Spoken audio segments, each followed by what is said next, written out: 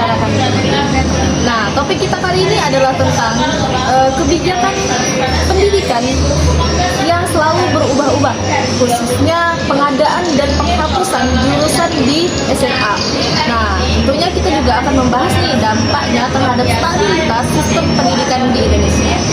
Baik teman-teman, perkenalkan saya Dede Zahra sebagai host di podcast ini, dan kali ini saya ditemani oleh dua orang narasumber yang sangat hebat dan sangat asik tentunya.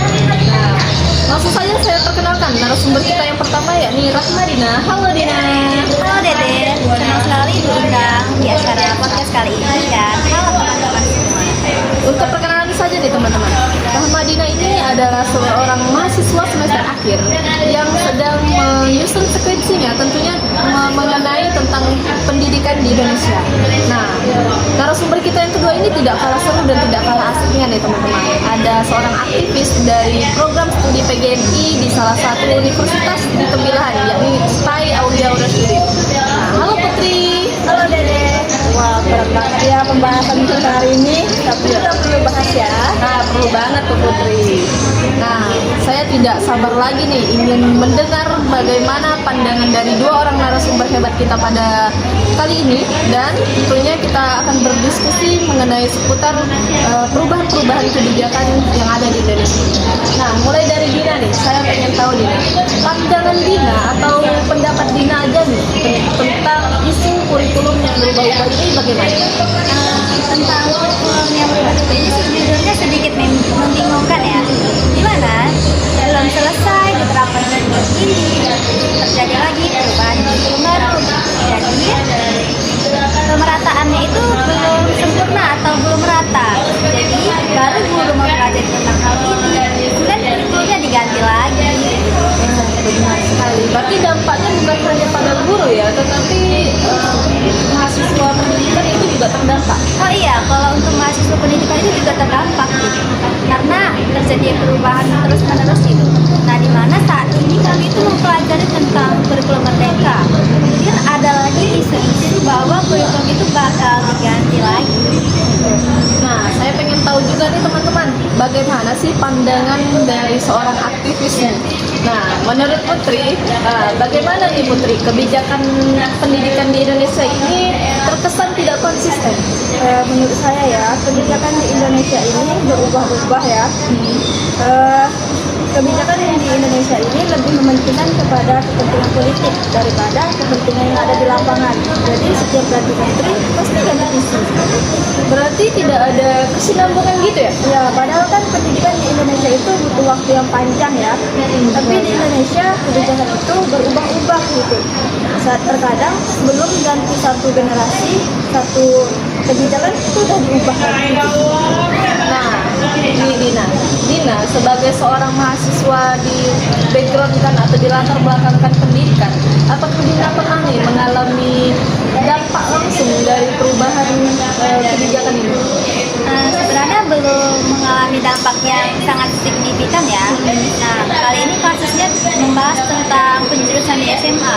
Kalau kita lihat sekarang itu dampaknya itu yang kena ya pada anak-anak SMA-nya, di mana yang awalnya tidak ada penjurusan, tiba-tiba ada penjurusan lagi gitu.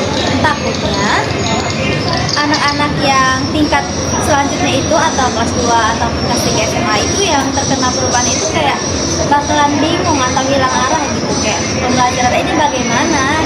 Iya, benar-benar. Kalau dari Putri sendiri, pandangan Putri dampaknya terhadap orang tua dan siswa itu bagaimana Putri? Kalau menurut saya sih dampak dari siswanya itu, siswanya jadi kehilangan arah ya kan. Terus kalau dampak dari orang tua jadi stres, apalagi harus mengeluarkan uang untuk membeli buku baru dan mengeluarkan uang untuk tambahan les, dan jadi orang tua juga harus memahami kebijakan yang baru lagi. Berarti efeknya merambat ke semua pihak ya? Iya, betul sekali. Kalau misalnya nih, menurut Dina, kalau misalnya ada terjadi perubahan kebijakan di Indonesia ini, bagaimana sih caranya seharusnya itu disampaikan kepada halayak umum? Biar lebih merata gitu Iya, ya. benar-benar. Sebenarnya kalau untuk disampaikan ke halayak umum tidak cukup hanya ada surat edaran. Nah, pasti itu selalu yang adanya namanya sosialisasi atau yang sering kita dengar apa ya, pelatihan gitu. Nah, di mana guru-guru ini diajak mengikuti pelatihan. Di dalam pelatihan itu mungkin ada beberapa yang diajarkan tentang kurikulum baru gitu, bagaimana cara membuat RPP, mengevaluasi, ataupun dengan sistem penilaiannya. Oh iya. Kalau dari kampus sendiri, apakah ada upaya yang bisa dilakukan gitu? Kalau untuk dari kampus sendiri, karena saya dari background pendidikan, khususnya jurusan PGRI, di sana itu kami mempelajari juga yang namanya tentang kurikulum. Di sana masih ada yang namanya mata kuliah tematik. Nah, di situ kami mempelajari tentang pembelajaran tematik dari RPP-nya, kemudian ada dibahas kelas tentang RPP K13, kemudian tentang penerapan kurikulum juga. Jadi kami di sana itu diajarkan tentang kurikulum tersebut. Takutnya terjadi lagi perubahan pergantian KPSP ataupun adanya perubahan kurikulum baru. Berarti secara tidak langsung seluruh kurikulum itu dipelajari ya dia? Sebenarnya kurang lebih seperti itu. Kalau Putri gimana? Ada mengalami itu juga Putri di universitas? Ada sih, cuman tidak terlalu signifikan, tidak terlalu besar gitu. Oh iya iya. Nah, gini Put, menurut Putri ini melihat dari kacamata kebijakan, apa sih yang sebenarnya dibutuhkan oleh pemerintah ini agar kebijakan yang dihasilkan itu tidak merugikan banyak pihak? Menurut saya pemerintah itu harus membuat peta jalan yang konsisten ataupun membuat undang-undang yang kuat. Jadi setiap terganti menteri tidak selalu harus berganti tentang kebijakan pendidikan itu sendiri. Ya benar sih. Soalnya kan di mana-mana ganti pemerintah, ganti pemerintah pasti ada juga menterinya diganti. Iya. Ya, ganti menteri, kebijakannya itu sering diganti juga. Maksudnya cara pandangnya itu mungkin berbeda ya. Belum selesai kurikulum ini diganti lagi, Iya benar. Kalau misalnya bisa aja kan satu kebijakan beda menteri, nanti ya benar dilanjutkan ya kebijakannya. Betul, tidak membingungkan gitu kan. Hanya saja mungkin membutuhkan evaluasi dan penyesuaian Iya, gitu ya. Tidak perlu dirubah secara keseluruhan ya.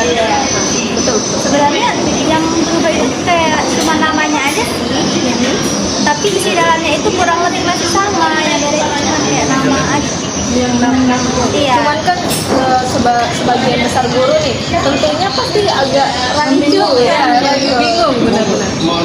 Kalau misalnya nih, kira-kira kita di Indonesia ini bisa nggak ya memiliki sistem kebijakan yang konsisten meskipun ganti pemimpin? Menurut saya sih bisa. Contohnya di negara lain sudah menerapkannya ya.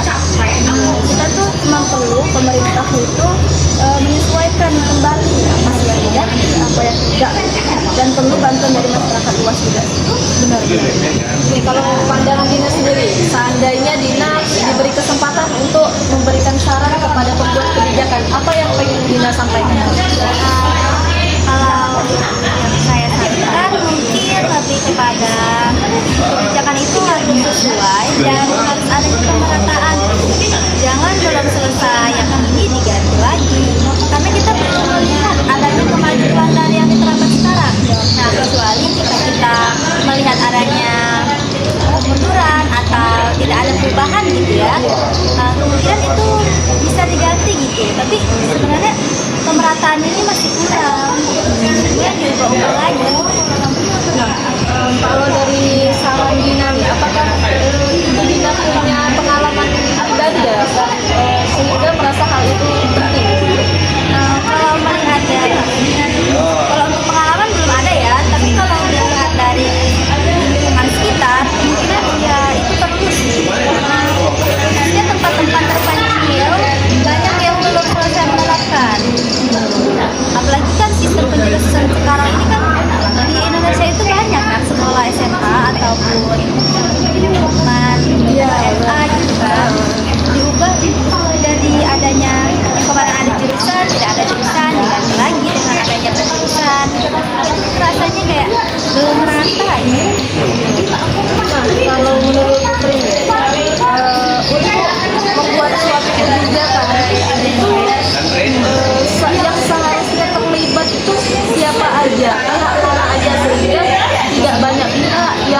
gimana?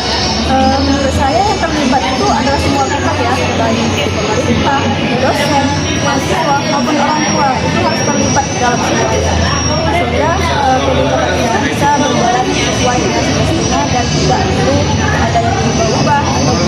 Kita lihat dulu kondisi di lapangan. Berarti solusinya adalah kolaborasi dan keterbukaan. Betul sekali. Kalau untuk membahas keterbukaan ya, padahal para rakyat itu sudah memberikan suara, gitu kan.